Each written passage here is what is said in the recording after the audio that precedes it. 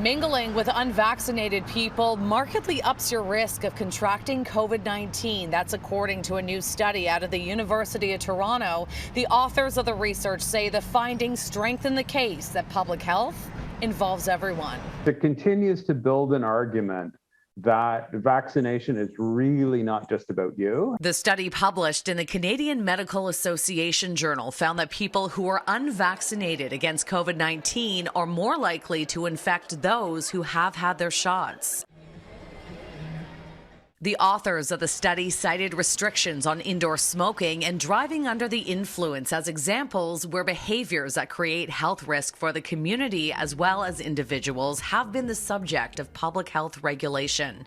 Carrie Bowman is a bioethicist at U of T. The question is, does that give merit to vaccine passports and those types of things? It still doesn't answer the question of how much personal freedom can you take away from people. It builds an argument for why it's justified, but this type of research doesn't necessarily create social policy. There's still a lot more to it than that.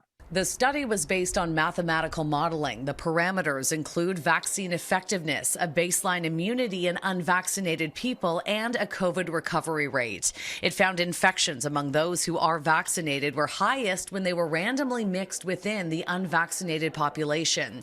The data also suggests the unvaccinated group gets protection when surrounded by people who are immunized. Bowman says this research is a great start, but is probably not enough to sway those against the vaccine. Some people are going to roll their eyes and say this is remote and this is not, anything, maybe they're not very well informed, but it is modeling. And again, I come back to the point of what do we do with it right now?